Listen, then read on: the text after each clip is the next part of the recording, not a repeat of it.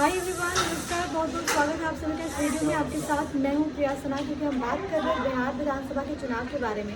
और इससे पहले हमने तमाम चीज़ों के बारे में जाना। हमने ये जाना कि 2015 में क्या कुछ स्थिति थी, हमने ये जाना कि सीएम कैंडिडेट कौन कौन है, हमने ये जाना कि मुद्दे कौन कौन से हैं, हमने ये जाना कि क्या कुछ रणनीति के तहत पार्टियां जो है वो उतरेंगी। हमने ये भी जाना कि एनडीए हो या फिर अलग अलग पार्टीज़ हो, उसमें क्या कुछ रणनीति बनाई गई है, क्या कुछ सीट फॉर्मूला है, सीट बंटवारा हुआ है। हमने तमाम चीज़ों पर बातचीत की। आज मैं आपसे बात करने वाली हूँ कि हमने पिछले वीडियो में सीएम कैंडिडेट कौन कौन से हैं इसके बारे में चर्चा की थी। हमने बात की थी नीतीश कुमार की, हमने बात करी थी तेजस्वी यादव की, हमने बात करी थी पप्पू यादव की, हमने बात करी थी उपेंद्र कुशवाहा की, हमने बात करी थी चिराग पासवान की। आज मैं आपको और अब आने वाली कुछ वीडियो में मैं आपको बारी बारी से इन तमाम चेहरों के बारे में बताऊंगी, इन तमाम लोगों के बारे में बताऊंगी, इनके राजनीतिक करियर के बारे में बताऊंगी और ये बताऊंगी कि ये किस तरीके से इस वक्त सत्ता की रेस में आगे चल रहे हैं। देखिए, सबसे पहले हम शुरुआत करते हैं नीतीश कुमार के साथ। और आज के इस वीडियो में हम बात करेंगे बिहार के मुख्यमंत्री नीतीश कुमार के बारे में, जो कि इस वक्त एनडीए के सीएम फेस है। आप पर ये बताएं कि नीतीश कुमार बिहार में 15 साल तक वो बतौर मुख्यमंत्री वो रह चुके हैं और इस बार एक बार फिर से वो सियासी मैदान में है। लेकिन देखिए, ये बहुत दिलचस्प है क्योंकि नीतीश कुमार जनता दल यूनाइटेड के चीफ है। 2005 से लेकर अभी तक सीएम रहे 15 साल। हालांकि बीच में ऐसा हुआ था कि 9 महीने मांझी रहे, लेकिन उसके बाद अगर हम ओवरऑल ले लें तो 15 साल बिहार के मुख्यमंत्री नीतीश कुमार रहे। विकास और सुशासन का चेहरा ये माने जाते हैं। शुरुआती राजनीति इन्होंने जेपी लोहिया और कर्पूरी ठाकुर के साथ की। आपको याद होगा कि बिहार की अगर बात करी जाती है तो युवा राजनीति, युवा आंदोलन से जिस तरीके से निकले छात्र आंदोलन से लोग, वो इस वक्त न केवल बिहार की सियासत में बल्कि देश की सियासत में बहुत एक प्रमुख चेहरा है। और उन्हीं में से एक है नीतीश कुमार। नीतीश कुमार केंद्र में कई बार मंत्री भी रहे हैं। इसके अलावा आपको यहाँ बताएं कि बिहार के मुख्यमंत्री भी वो रहे हैं और एक अच्छे राजनेता के तौर पर देखा जाता है। हालांकि एक वक्त पर ये भी दौर था जब नीतीश कुमार को ये माना जा रहा था कि वो प्रधानमंत्री का चेहरा भी हो सकते हैं, लेकिन तमाम चीज़ें जो हैं वो सेटल डाउन नहीं हो पाई। हालांकि तमाम चीज़ें जो हैं वो बाद की बात है, लेकिन नीतीश कुमार इस वक्त बिहार के मुख्यमंत्री के तौर पर काम कर रहे हैं और प्रबल दावेदारी इस बार 2020 की भी उनकी तरफ से है। हालांकि देखना बहुत इंटरेस्टिंग होगा कि क्या एक बार फिर से बिहार की जनता उन पर भरोसा जताती है। लेकिन ये नीतीश कुमार देखिए, इतने वक्त तक बिहार के मुख्यमंत्री रहे, 6 बार बिहार के मुख्यमंत्री रहे। अब आप ये सोच रहे होंगे कि ये मुख्यमंत्री तो सिर्फ 2005 से लेकर 2015 तक रहे, 15 साल रहे, यानी कि 3 बार। लेकिन आप ये याद रखिए कि कई दफ़ा इस बीच ऐसा हुआ कि उन्होंने इस्तीफ़ा दिया, कई दफ़ा ऐसा हुआ कि वो इस्तीफ़ा दे करके सरकार उन्होंने गिरा दिया और फिर बीजेपी का दामन थाम लिया। और इस वजह से उन्हें कुर्सी का कुमार भी कहा जाता है, क्योंकि at the end of the day पिछले 15 सालों में हमने देखा है कि बार बार जो भी समीकरण बने हैं नीतीश कुमार ही मुख्यमंत्री बने। इस वजह से हम कह रहे हैं कि 15 साल तक बिहार की गद्दी पर ये बैठे रहे। लेकिन इस बार क्या जरूरत है, एक बार फिर से उनका राज तिलक करती है, वो देखना बहुत ज़्यादा इंटरेस्टिंग है। अगर हम इनके करियर की बात करें तो देखिए, 1977 में पहली बार इन्होंने विधानसभा चुनाव कंटेस्ट किया नालंदा ज़िले के हरनौत से। 26 साल की उम्र थी इनकी और उस वक्त जब ये चुनावी मैदान में उतरे थे, हालांकि तब इन्हें हार मिली थी और वो हार गए थे।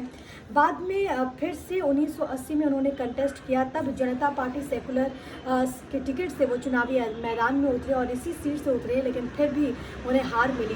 उसके बाद उन्होंने एक वक्त पर यह तय किया कि मैं राजनीति छोड़ देता हूँ। उन्होंने ये तय किया क्योंकि मुझे हार मिल रही है, मेरा कोई फ्यूचर नहीं है और मुझे राजनीति छोड़ देना चाहिए। लेकिन फिर से एक बार 1985 पर उन्होंने कंटेस्ट किया और तब लोक दल के टिकट से उन्होंने कंटेस्ट किया था इलेक्शन और इस बार वो जीत गए। कांग्रेस के उस वक्त हुआ करते थे ब्रिज नंदन प्रसाद सिंह, उनको इन्होंने हरा दिया था। उसके बाद 1995 में एक बार फिर से वो लड़े और बाद में इस्तीफ़ा उन्होंने दे दिया। 1996 में वो लोकसभा पहुंच गए, वहाँ पर उन्होंने कंटेस्ट किया और उसके बाद कई बार, मतलब 6 बार लोकसभा के सांसद ये रहे। 89 में, 91 में, 96 में, 98 में, 99 में, यहाँ से बाहर लोकसभा सीट से वो उन्होंने जीत हासिल की। लेकिन उसके बाद 2004 की अगर बात करें, तब उन्हें लग रहा था कि यहाँ से बहुत ज़्यादा मुश्किल है, बहुत ज़्यादा टफ है।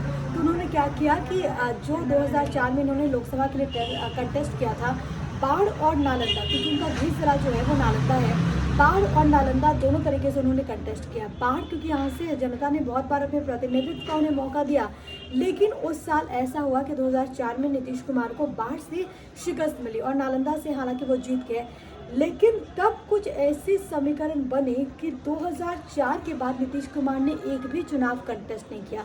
यानी देखिए कितना इंटरेस्टिंग है कि एक ऐसा शख्स जो कि 6 बार तक बिहार में मुख्यमंत्री रहा है, 15 साल तक जनता ने उसे मौका दिया, लेकिन 16 साल से बीते 16 साल से, क्योंकि 2004 में उन्होंने लास्ट कंटेस्ट किया था लोकसभा का इलेक्शन, बीते 14 साल से बीते माफ कीजिएगा 16 साल से उन्होंने एक भी इलेक्शन कंटेस्ट नहीं किया। अब आप यही सोच रहे होंगे कि अगर इलेक्शन में उन्होंने कंटेस्ट नहीं किया, अगर वो जनता की अदालत में गए ही नहीं तो आखिरकार मुख्यमंत्री कैसे बन गए। देखिए उनकी पार्टी को बहुमत ज़रूर मिला और फिर वो विधान परिषद के ज़रिए वो पहुँचे, और ये पहली मर्तबा नहीं है, क्योंकि ऐसी ही चीज़ें रही और ना केवल बिहार में बल्कि कई जगहों पर हम बात कर ले तो ऐसा ही होता है। इसका ताज़ा उदाहरण उत्तर प्रदेश आप देख लीजिए। उत्तर प्रदेश में योगी सरकार भी अगर आप देखेंगे तो मुख्यमंत्री योगी आदित्यनाथ जो है वो विधान परिषद के सदस्य हैं। उससे पहले मायावती रही, उससे पहले अखिलेश यादव रही। तो ये जो है बहुत पुराना कहीं ना कहीं कल्चर बन गया है, जहाँ पर जो मुख्यमंत्री का फेस है वो विधान परिषद के जरिए पहुंच जाता है, यानी कि दूसरे दरवाजे से वो सत्ता तक पहुंच जाता है। लेकिन नीतीश कुमार 16 साल तक इन्होंने कोई भी इलेक्शन जो है वो कंटेस्ट नहीं किया। हालांकि इसको एक्सपर्ट जो है वो अपने अपने तरीके से डिफाइन करते हैं, लेकिन हम आपको ये बताएं, देखिए अब शुरुआत हम सीएम के दौर की करते हैं, क्योंकि ये तो हो गया कि लोकसभा चुनाव किस तरीके से कंटेस्ट किया, विधानसभा चुनाव किस तरीके से कंटेस्ट किया। लेकिन 2000 में साल 2000 में जब बिहार विधानसभा में इलेक्शंस हुए थे तो उस वक्त किसी भी पार्टी को स्पष्ट बहुमत नहीं मिला था। उसके बाद क्या हुआ कि तब नीतीश कुमार की अगर बात कर ली जाए तो नीतीश कुमार अटल सरकार में मंत्री थे, कृषि मंत्री वो थे, एग्रीकल्चर मिनिस्टर थे। उसके बाद क्या हुआ कि उन्होंने बीजेपी के समर्थन में से पहली बार बिहार में सरकार बनाई और इस पे उन्हें बिहार में मुख्यमंत्री की कुर्सी मिली। हालांकि क्योंकि स्पष्ट बहुमत नहीं था, इस वजह से 7 दिन में ही उन्हें इस्तीफा दे देना पड़ा, क्योंकि बहुमत नहीं मिल था उनके पास। और उसके बाद 7 यानी कि बस बहुत चंद दिनों के लिए, बस 7 दिन के लिए वो प्रदेश के सीएम बने थे और उसके बाद नीतीश कुमार ने इस्तीफा दे दिया। लेकिन आप ये समझिए कि जब वो पहली बार जब वो सीएम बने थे, यानी कि इसी अवधि में, तो वो ना विधायक थे, यानी कि ना वो विधानसभा के सदस्य थे, ना वो विधान परिषद के सदस्य थे। 2005 में दूसरी बार वो सीएम बने, जेडीयू अलायंस के साथ सरकार फॉर्म हुई थी। अगले साल फिर वो विधान परिषद के वो सदस्य बने। फिर क्या हुआ कि 2014 से फरवरी 2015 तक एक ऐसी स्थिति प्रदेश में निकलकर सामने आई जहां पर जेडीयू बीजेपी से अलग होने की स्थिति में आ गई और ऐसे में अब भीतर घात की स्थिति उत्पन्न हो गई थी, क्योंकि अंदर में बहुत बगावत के सुर जो हैं वो उठने लगे थे। तब नीतीश कुमार ने एक ट्रम्प कार्ड खेला और इस ट्रम्प कार्ड के तहत नीतीश कुमार ने बना दिया जीतन राम मांझी को बिहार का मुख्यमंत्री। जीतन राम मांझी क्योंकि जिस समुदाय से वो ताल्लुक़ रखते थे उनको अट्रैक्ट करने के लिए भी ये नीतीश कुमार की रणनीति। इसके अलावा बहुत करीबी माने जाते थे नीतीश कुमार के जीतन राम मांझी। तो नीतीश कुमार ने ये सोचा कि हम इनको मुख्यमंत्री बना देंगे ताकि हम अपने तरीके से हम तमाम चीज़ों को मैनेज करेंगे। लेकिन उसके बाद जब इन्हें मुख्यमंत्री बनाया गया जीतन राम मांझी को, उसके बाद इन्होंने जीतन राम मांझी को साइड कर दिया और इसका नतीजा ये हुआ कि जीतन राम मांझी ने अपनी पार्टी बना ली, वो जेडीयू से पूरी तरीके से अलग हो गए। उसके बाद फिर एक बार जब 2015 में जब ये बने सीएम बने तो नीतीश तीसरी बार जब जनता ने इन्हें चुना 2015 के इलेक्शंस की हम बात कर रहे हैं। उसके बाद क्या हुआ 2018 में तीसरी बार ही विधान परिषद के सदस्य बने और अभी विधान परिषद के ही सदस्य हैं, 2024 तक के रहेंगे। लेकिन इस अवधि में जब 2015 में चुनाव हुए थे उस वक्त आप ये ज़रा समझिए कि महागठबंधन की जीत हुई थी। महागठबंधन की जीत में हालांकि जेडीयू को 71 सीटें मिली थी और इस वक्त वो आरजेडी के साथ, वो कांग्रेस के साथ अलायंस में थे, तब सरकार बनी थी, जिसके बाद डेप्यूटी सीएम बन गए थे आरजेडी नेता तेजस्वी यादव। लेकिन बीच में क्या हुआ कि तेजस्वी यादव पर आरोप लगे भ्रष्टाचार के और उनकी पूरी फैमिली कहीं ना कहीं इसके घेरे में आ गई, जाँच के घेरे में आ गई। तब नीतीश कुमार को अंतरात्मा की आवाज़ सुनाई देती है। अच्छा, ये वही वक्त था जब लालू यादव को सज़ा सुनाई गई थी, जब लालू यादव जेल में चले गए थे। तब नीतीश कुमार को अंतरात्मा की याद आती है और नीतीश कुमार क्या करते हैं, वो अब बिल्कुल साइड हो जाते हैं। वो कहते हैं कि मेरी अंतरात्मा इस बात की इजाज़त नहीं दे रही है कि मैं सरकार के साथ, मैं आरजेडी के साथ रहूं और मैं तेजस्वी यादव के साथ अब आगे बढ़ूं, इसलिए मैं नहीं रह सकता। तो उन्होंने इस्तीफ़ा दे दिया। अल्टीमेटली सरकार जो है वो गिर गई क्योंकि जेडीयू पूरी तरीके से अलग हो गई। उसके बाद क्या हुआ, उसके बाद उन्होंने बीजेपी का दामन थाम लिया, मतलब बीजेपी का दामन एज इन उस गठबंधन का वो हिस्सा बन गया, एनडीए का हिस्सा बन गया और उसके बाद उनकी एक बार फिर से सरकार बन गई। यानी कि बिल्कुल तमाम जो समीकरण बदले, तमाम जो इन आउट्स हुए, उसमें तेजस्वी यादव को उन्होंने साइडलाइन कर दिया, वहाँ से आरजेडी से अलग हो गए, लेकिन मुख्यमंत्री यही रहे।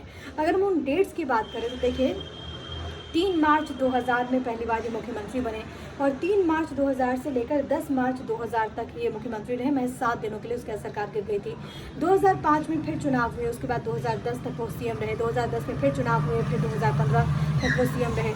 उसके बाद फरवरी 2015 से नवंबर 2015 तक वो मुख्यमंत्री रहे। बीच में मांझी वाला कांड हो गया था। उसके बाद 2015 से लेकर 2017 तक सीएम रहे। 2017 में जुलाई महीने में फिर तेजस्वी वाला कांड हो गया, उसके बाद उन्होंने इस्तीफा दिया। हालांकि बाद में फिर चंद दिनों के भीतर उन्होंने फिर से वहाँ पर सरकार बना ली बीजेपी के साथ, एनडीए के सहयोगी दल के तौर पर।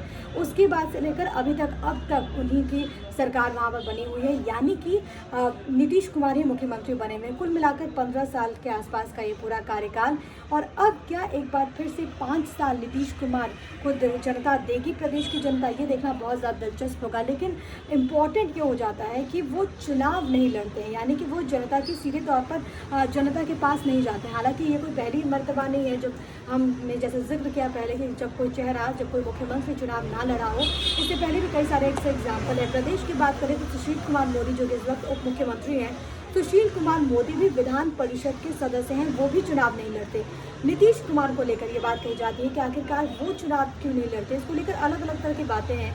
लेकिन जो एक्सपर्ट्स हैं वो ये बात कहते हैं कि जो 2004 में माफ़ कीजिएगा जो चुनाव हुआ था, जब नीतीश कुमार ने 2 सीट से कंटेस्ट किया था, बाढ़ और नालंदा लोकसभा के लिए 2004 में, तब उनसे ये बात कही गई थी नीतीश कुमार से कि उनको ऐसा लगा था कि मैं बाढ़ तो मेरी सीट है, मैं बाढ़ से जीत जाऊंगा, क्योंकि यहाँ से कई दफ़ा 6 बार लोगों ने उनको अपने प्रतिनिधित्व का मौका दिया।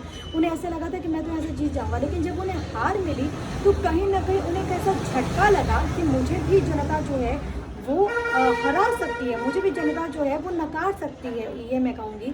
इस वजह से उसके बाद उन्होंने कभी भी चुनाव कंटेस्ट नहीं किया और अब तक बिहार में मुख्यमंत्री वो हैं, लेकिन वो विधान परिषद के ही सदस्य हैं, वो विधायक नहीं हैं। आप क्या कुछ सोच रहे हैं? क्या आप बिहार में अगर आप बिहार से ताल्लुक़ रखते हैं तो क्या 5 साल और आप नीतीश कुमार को देंगे? वीडियो पर कमेंट करके ज़रूर बताइएगा। हम अगले वीडियो में फिर आपसे मुलाकात करेंगे और तब हम बात करेंगे दूसरे चेहरों की जो कि सीएम की रेस में इस वक्त चल रहे हैं। लेकिन नीतीश कुमार को लेकर आप क्या कुछ सोचते हैं? वीडियो पर कमेंट करके ज़रूर बताइए और आपसे फिर मुलाकात होगी। अपना बहुत ख्याल रखिए। बाय, नमस्कार।